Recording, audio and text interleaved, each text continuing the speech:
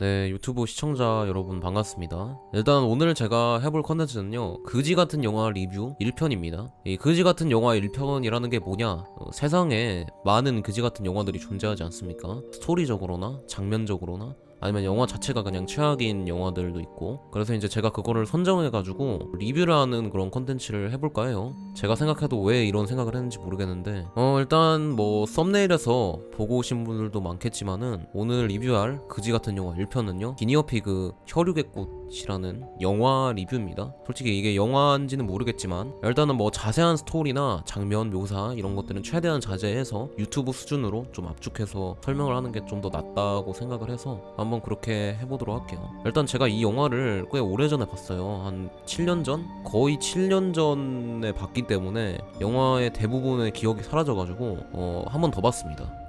참 그지 같죠? 최악의 선택을 한 건데 한 번 더 보고 나서 이제 이 영화가 좀 더 확실해졌다라고 느꼈던 게, 이건 이제 영화가 아니구나라고 이제 한 번 더 느꼈던 것 같습니다. 일단은 제가 이거를 리뷰하기 전에 이미 보고 왔기 때문에 장면이나 이런 것들이 다 지금 생생하게 제 머릿속에서 지금 살아 움직이고 있어요. 아무튼 그래서 이 영화에 대해서 간략한 줄거리나 뭐 영화 뭐 비하인드 스토리 이런 것들을 뭐 설명하는 것도 컨텐츠가 될 수가 있겠죠. 아무튼 그래서 리뷰를 한번 시작을 해볼게요. 일단은 혈육의 꽃이라고 알려진 작품이고요. 42분짜리 영화입니다. 그리고 1985년에 시도 히데시라는 미친 감독이 만든 스플래터 호러 영화입니다. 말이 스플래터 호러 영화지 장르는 그냥 공포 스너프예요. 그렇게 아시면 될 것 같고요. 이게 이제 1980년대 중후반부부터 이제 1990년대 초반까지 만들어졌던 영화예요. 거의 뭐 10년 가까이 나왔던 시리즈물인데, 이거를 10년 가까이 만들었다는 거는 돈이 됐다는 거예요. 간단하죠. 이런 게 수요가 있으니까 공급이 있는 거지. 이 영화에 비하인드 스토리가 하나 있어요. 그 미국 배우 중에 찰리 쉰이라는 배우가 있단 말이에요. 근데 이 찰리 쉰이라는 배우가 이 영화를 보고 스너프 필름인 줄 착각을 하고 이제 미국 영화 단체에 신고를 했다고 합니다. 그래서 후에 이제 이 영화를 만든 감독과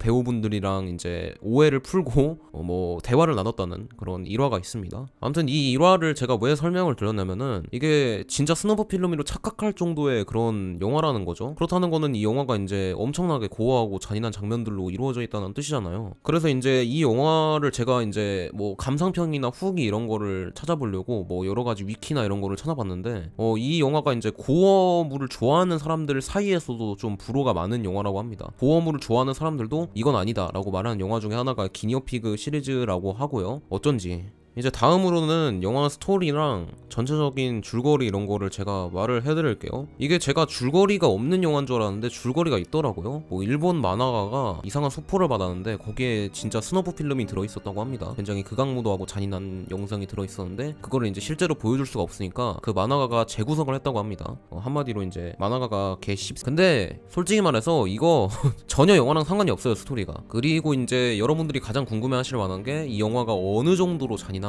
어느 정도로 끔찍하고 어느 정도로 쉐시길래 이제 제가 그지 같은 영화 리뷰 1편으로 이 영화를 하고 있냐 라고 이제 말씀을 드릴 수도 있을 것 같아요. 일단 미국 배우가 이 영화를 보고 실제 스너프 필름이라고 착각할 정도면은 영화가 보통 잔인한 게 아니라는 뜻입니다. 저도 실제로 이 영화를 한 번 더 보고 나서 느낀 건데, 일단은 이 영화가 어떻게 시작을 하냐면은 일본 길거리 같은데 밤에 어떤 여고생으로 추정되는 여자가 이제 걷고 있는데 그 여고생을 납치를 합니다. 아무튼 이제 여고생을 납치를 해가지고 데려옵니다. 그래가지고 이제 침대에 묶어요. 여기서부터 이제 영화가 제정신이 아니죠. 그리고 이제 영화의 주인공이라고 할 수 있는 일본 남자가 나옵니다. 이 일본 남자가 나오는데 굉장히 차림새가 이상해요. 분필가루를 얼굴에 묻혔나 얼굴이 새하얗습니다. 하얗게 얼굴을 떡칠을 해가지고 입술도 빨개요. 그냥 인간의 몰골은 아닌 것 같아요. 그리고 이제 사무라이 복장을 하고 있습니다. 일본 사무라이 복장 같은 거를 하고 있고, 아무튼 그래서 이제 여자가 깨어나가지고 저항을 합니다. 저항을 하고 막 울부짖습니다. 근데 이제 그걸 보고 그 남자가 이제 주사기 같은 거를 들고 와요. 주사기 안에 파란색 액체가 들어있어요.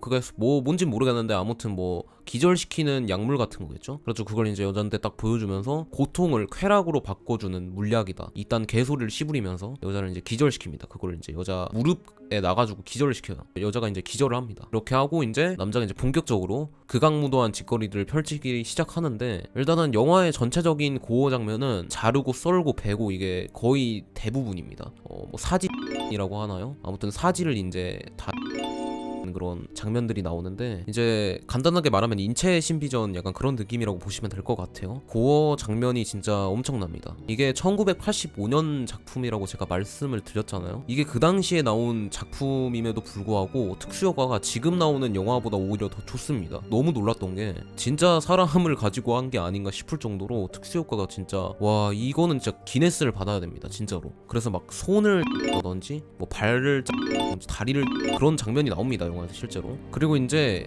여자는 기절했는지 움직이지 않아요. 영화의 후반부까지 움직임이 없습니다. 그대로 이제 기절한 상태로 가는 거겠죠. 참 끔찍한데 아무튼 그래서 그 하나하나 다 자르는 거를 보여줍니다. 그리고 이제 그거를 이제 자르면서 일본인의 얼굴을 막 클로즈업을 해요. 앞에도 말했지만은 이 영화가 특수효과가 진짜 엄청나다고 제가 말씀을 드렸잖아요. 근데 그 중에서도 제일 끔찍한 게 영화가 이제 85년 작품이란 말이에요. 근데 이제 오디오가 정말 생생해요. 이게 어느 정도 수준이냐면은 이제 뼈가 갈리는 소리라든지 어느 정도냐면은 동맥이 뛰는 소리가 들어가요 영화에. 굳이 이렇게까지 해야 되나? 싶었어요. 솔직히 말해서 영화는 물론 사운드가 중요하긴 하지만은 이딴 영화에서 저는 사운드가 좋길 바라지 않거든요. 이 영화 만든 음향 감독은 상 받아야 돼요. 진짜로 ASMR의 시초가 된 분입니다. 아무튼 정말 잔혹무도한 장면들이 펼쳐지고 이제 후반부에 여자가 이제 다 인체가 신비해진 상태로 이제 죽습니다. 그걸 보고 이제 그 일본 남자가 하는 말이 혈육의 꽃이 만개했다. 거의 이거는 뭐 예술 작품이다.